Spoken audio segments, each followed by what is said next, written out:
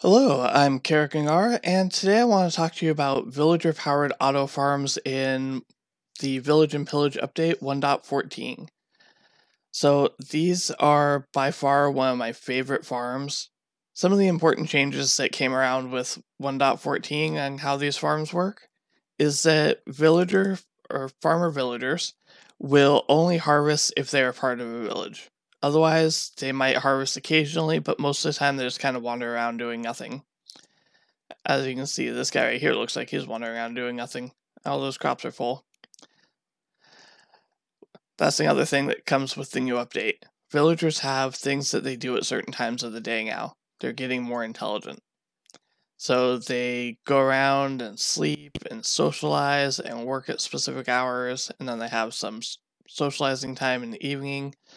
It's only during those work hours that these farms will actually function, and that significantly reduces the amount of crops that they harvest in a day for each individual farmer or villager. Also, the farmers will only harvest like 1 to 5 crops per day unless there are villagers that want to breed. So, we've got this little 4-cell crop farm here, and in the middle of it, there are these 2 villagers that want to breed. We can make them want to breed by having 2 villagers in one spot and more beds than there are villagers in the area. So there's 6 villagers in this farm and 7 beds. So they want to breed up a 7th villager to fill that extra bed. But we aren't going to let them because that would break the farm. What happens is these villagers all harvest up the crops and pick it all up, and then they come over here at a specific time of the day and toss the food to these villagers in the middle that want to breed. And they try to catch it, but we take it with all these hoppers here. And this isn't my final design, it was just a much better design for explaining it than my final ones out there over the ocean. With the new villager mechanics, we actually can control what professions each villager has by giving them or taking away their workstations. So you can see he's standing right next to a composter, and it doesn't matter if this composter has a block above it or if it's set in a wall like this, that's just fine. He's more than happy with it. But he is a farmer villager because he has a composter and some farmland. These guys in the middle right here are librarian villagers because we have some lecterns over here on the sides. Now, I do recommend that you give these villagers in the middle a profession. It does not matter what profession it is, as long as it is not, I repeat, is not a farmer villager. Because farmer villagers have different mechanics around breeding, and so that will make the farm less efficient if these guys are farmer villagers in the middle. So another quick note about this before we move on to actually building it. You can have multiple of them in the same area. You can also stack them. And as you can see out over here, this one's built out over top of the ocean, so it does not matter what biome it's in. You can also build it underground or inside of a village. It does not matter. But if you do build it inside of a village, you have to be very specific in controlling the number of beds available, because there has to be more beds than villagers.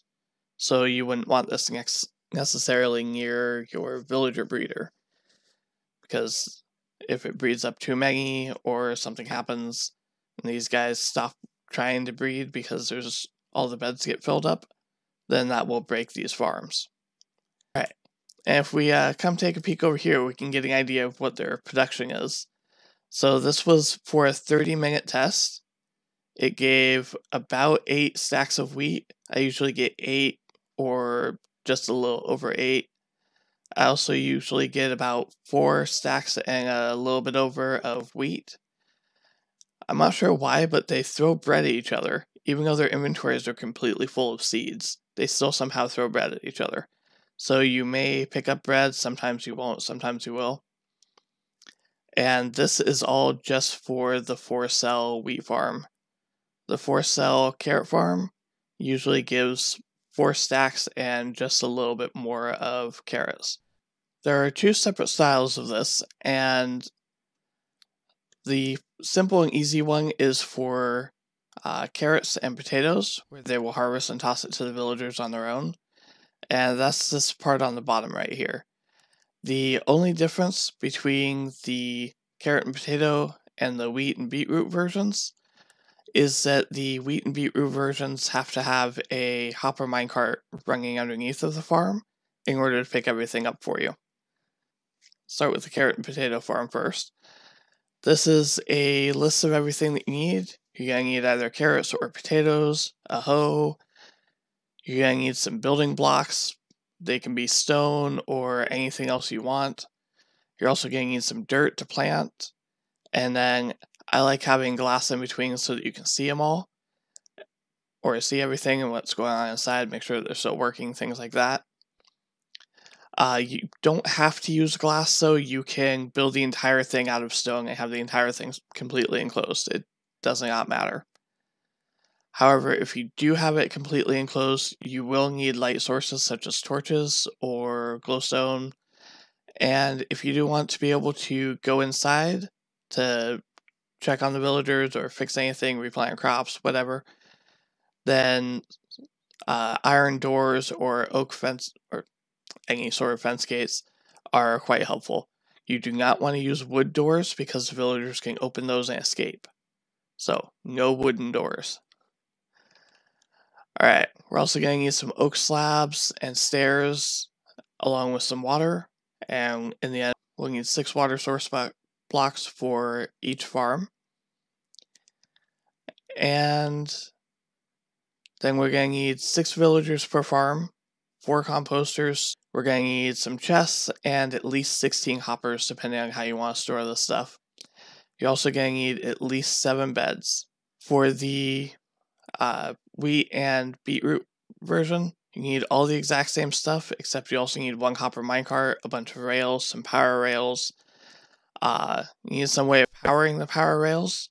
Most of the time you can get away with using levers, but there are a few times where you do need redstone blocks. And then you also need 1 comparator, 1 repeater, and 1 redstone torch, as well as a extra hopper for the minecart unloader. Alright, we've got the whole farm built up right here, and we're going to go just right next to it and build up a second farm. So the first thing you want to do is activate your chunk grid, and that way there you can see the borders of the chunk, and it makes it really easy to build out the outlayer or outskirts of the farm. So I'm just going to build this up real quick, and then we'll turn back off the chunk grid. You can turn this chunk grid on and off by pressing F3 and G at the same time. On some keyboards you do need to use the FN button in order to use the F keys, or the function keys. So you might need to do FN plus F3 plus G all at once. Now we have the whole border laid out, and let's turn off the chunk grid. Now we just want to take and count over 8. So 3, 4, 5, 6, 7, 8. And then go over to the next corner and count over 8. And we'll do that 4 times, so we have these little markers all the way around. Alright, now we have these 4 little markers, and they just represent where the inside walls are going to be. So let's connect them all up. Alright, now we just need to fill in all the rest of this with dirt. Okay, the next thing we want to do is build up the little area for the villagers in the middle. And this is also going to be our collection system. So just take back out those 6 blocks. And I have this chest down here. This just represents where my storage is going to be. So you can connect this up to a storage system or just have a bunch of chests down here, and I'll show you how to do that type of thing in a minute. So for right now, we're just going to click on the top of the chest, and that gets the hoppers feeding into there. And then clicking on the side of those hoppers makes the hoppers all feed over to these 2. Now, want to have the hopper feeding into there, and then we'll just have half of it go around like that. And then we'll have another, or do the same thing on the other side. Alright, next thing we want to do is build up the outside walls like this. And I like having glass so I can see what's going on inside, with some sort of a solid block around the outside to make it look like it has some structural support.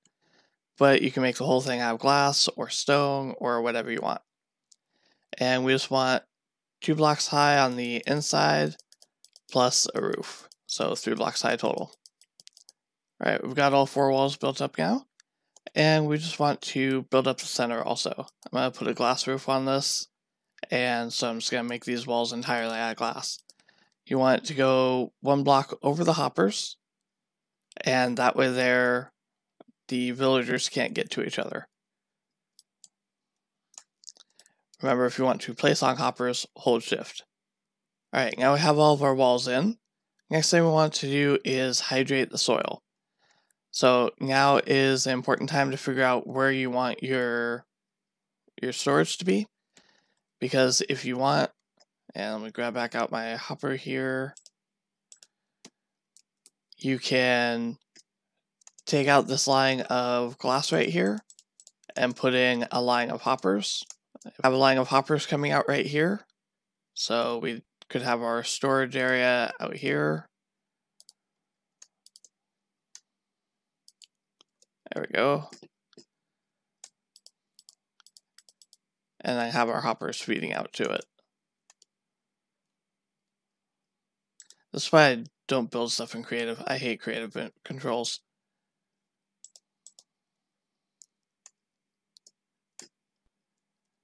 So instead of having the storage underneath, we can put hoppers going out like this. And now all of these hoppers feed into this hopper line. And then over here on the end, we could throw out our chests here. But this is optional. You don't have to spend these additional hoppers. You can always just have the storage underneath of right here. And since we're talking about storage, you can also have this drain down into multiple storage chests.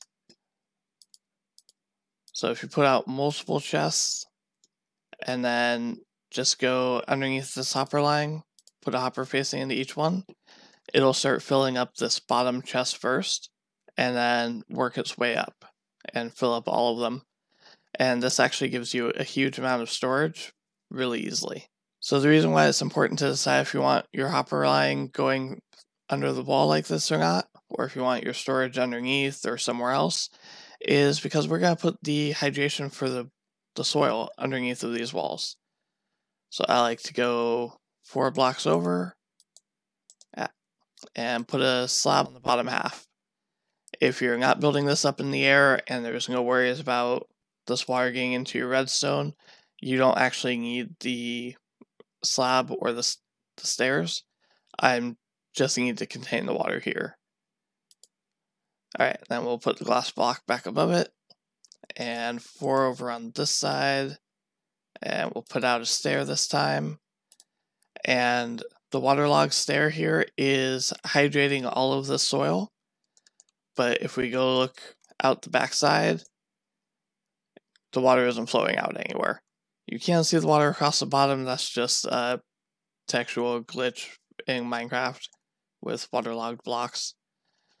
Alright, and we're going to do this on each side. So we've got the stair, slab, and we need a stair over here. And you may notice that I am leaving the area above the stair open, and that's because we'll stick the composter there. Alright, and then we'll do the same thing on the other side. We've got the hydration in and the storage system in. Next we need to put in some beds and some workstations.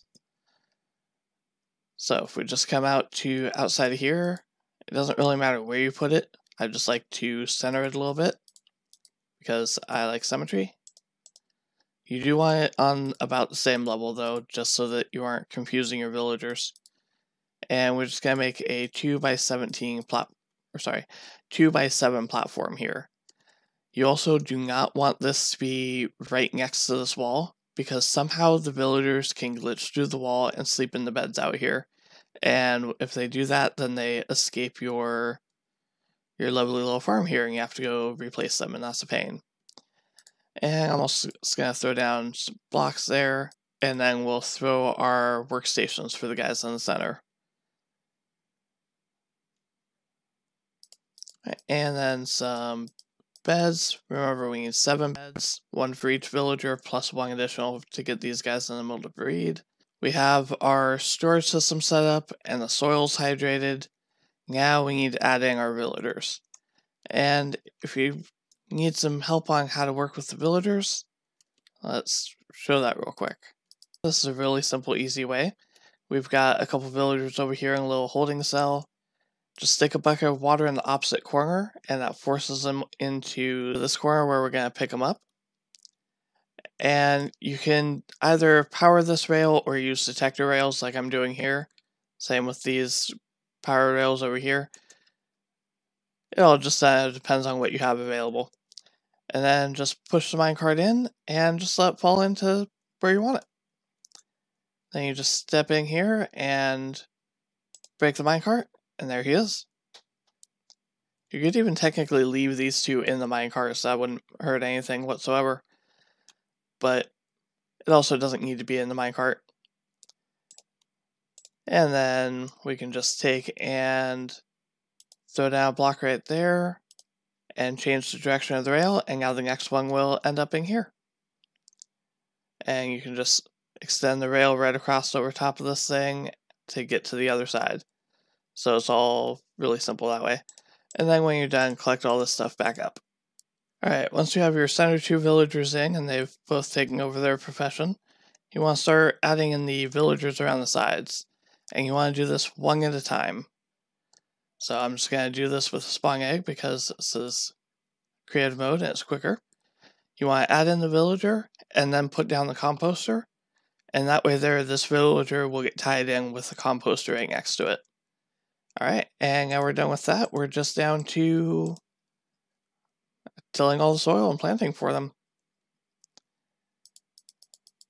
And you actually want to till everything and plant it all manually because they're not very good about planting in unplanted spaces. The villagers are really good at replanting, but they don't really take initiative on their own very well. Alright, so I'm going to do this on all 4 sides, and then we just have a roof to put on. Alright, all of our villagers are in, the crops are planted, the last thing we need to do is just put on a roof.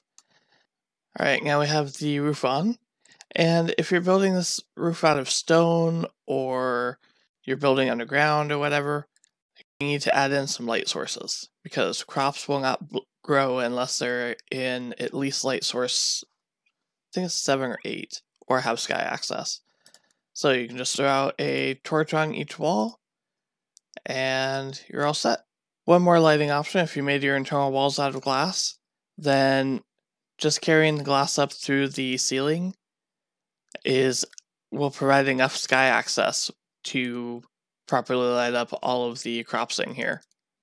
We have our first villager farm built here, and we can build more of them, maybe add a potato farm on top, but I want to skip ahead and show you the difference between the carrot and potato farms and the wheat and beetroot farms. And that's really this minecart track right here, as well as a way of unloading the minecarts, which is this little minecart unloader over here on the side. So, first thing you want to do is figure out where you want your storage to go, and that's going to define where your minecart rails are going to start. So I think I'm just going to break out these blocks right here, and just have my storage connect straight up into the existing storage unit. So, you want to make that hopper line go 1 block above the stone ceiling right here. And again, you can do this by stacking it, or you can put this entirely on its own in a separate area, or just make it whatever. The important thing is that you want this first hopper right here. You gotta throw down a power rail on top of it, and a stone block behind it. There we go. And then you want a comparator coming out of the hopper, and we'll put that into a stone block. On the other side of the stone block, we'll put a redstone torch. And again, we'll put a stone block above it. And then we'll stick a redstone repeater right there. And what this is going to do is when there's a minecart hopper up here, it's going to feed into right here. Or this minecart's going to pull all the stuff out of it.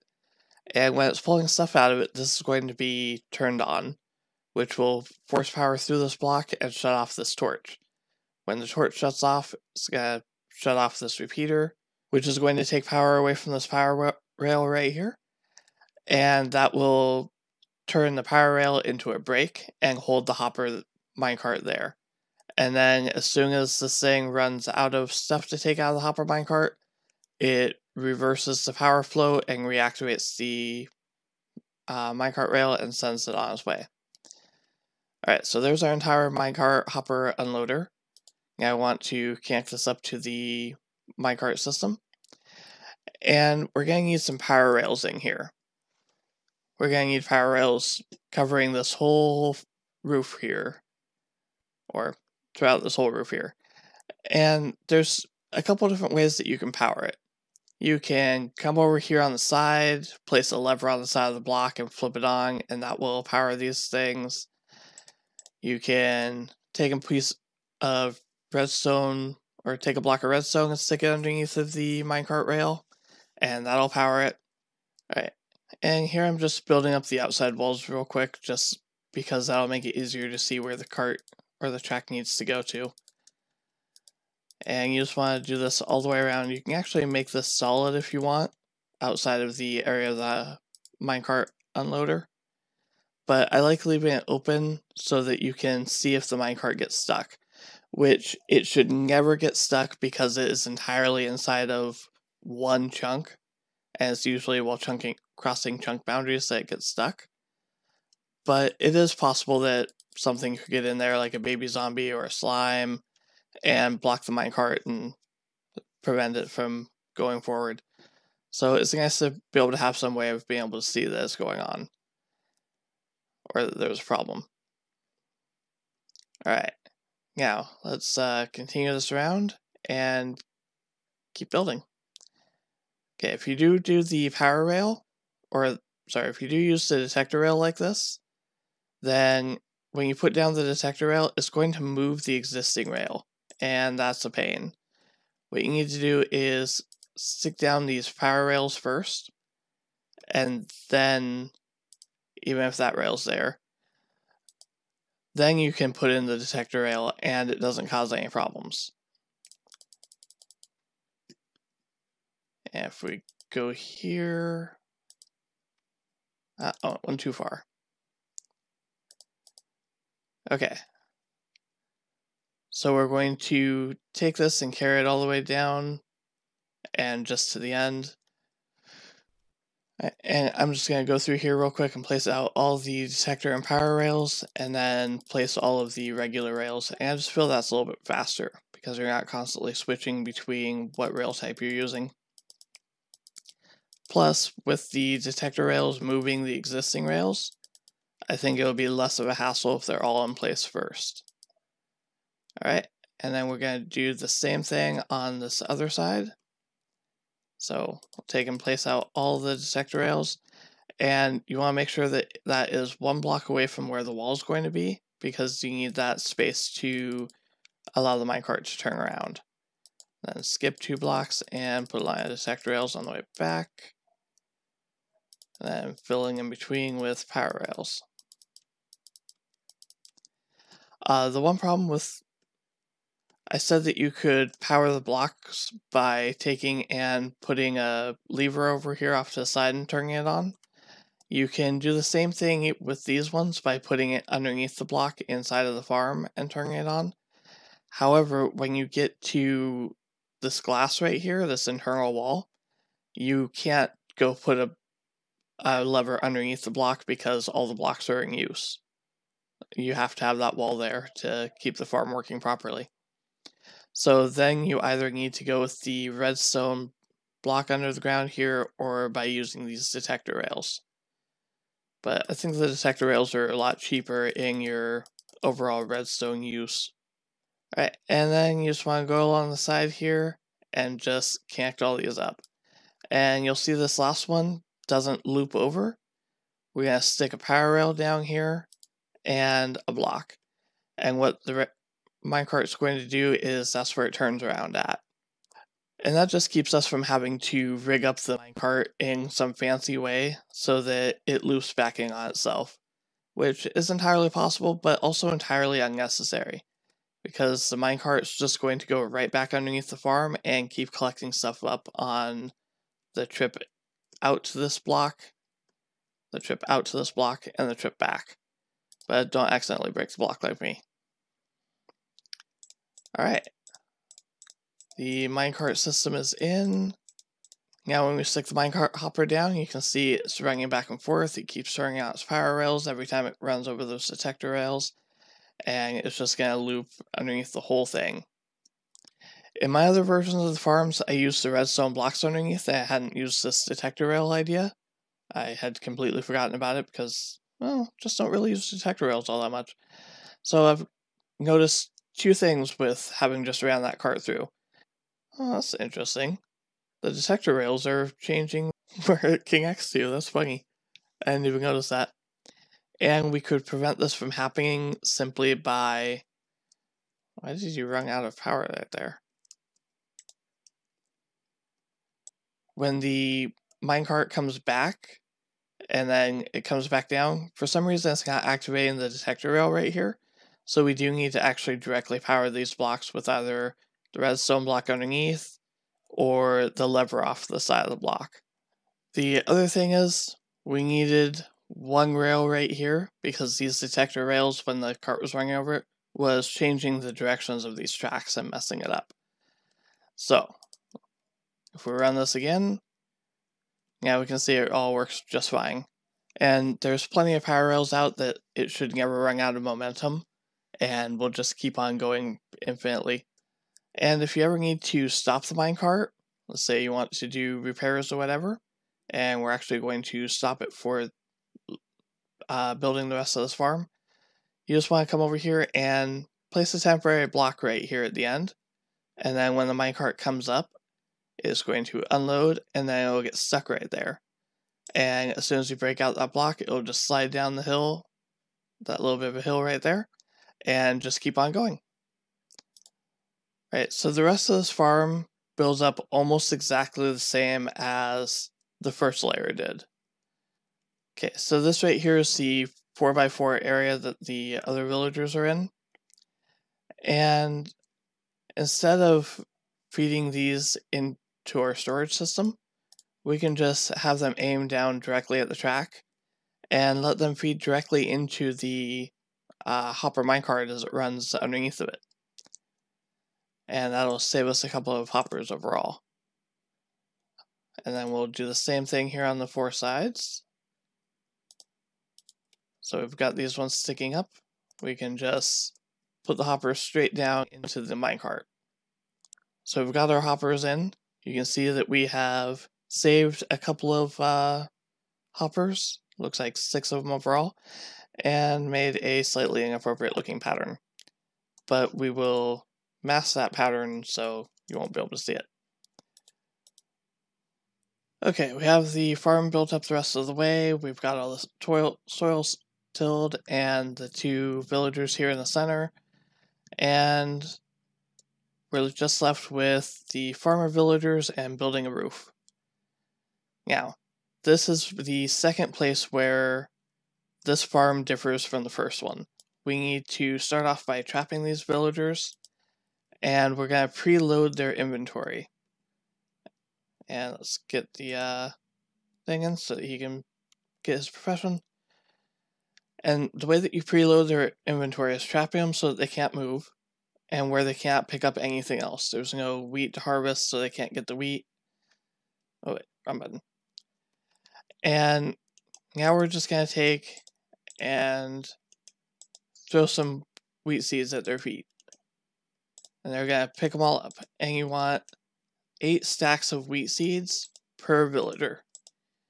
And that should be a couple extra. I wasn't counting, so I'm going to toss some extra. Make sure that he isn't picking him up. Alright, there we go. More than he can pick up. And this is also why I stopped the minecart. There it is. Stop the minecart so that it can't pick these up, and I know that the villager is the one getting them. Alright, now we can break that and let him out and plant the rest of this for him. And then we'll do that same thing on each of the 4 sides. If you drop them in a minecart, that is a perfect way of having them trapped so that you can feed them. But if you do send them in here some of the way, or they get out of the minecart, whatever, just they'll come over to their composter here. And if you throw 2 blocks out on one side and 1 block out on the other side, once he gets out of the way, he'll walk up to the to the composter. You can push him the rest of the way in and then throw the block out. See, he's still partly in the way of the block. So you just push him a little bit, and there you go. Now he's stuck in place and he can't move. And of course you don't have to use glass for this, just any sort of temporary block will work. And this little guy right over here is why you want to make sure that you definitely get your roof on your farm. Because if he got in there, he would eat all 6 villagers and, well, we'd be having a bad day. Alright, now you know how to make your own automated village farms, and you're all set to go out into your own survival worlds and never have to farm again. Now, I'm all done making this video, and I'm going to go into my server and rebuild my farm so that they work again. So, if you like this video and want to see more of what I do, make sure that you check out my channel, hit that subscribe button down below, and I'll see you again next time. Until then, have fun gaming. Bye!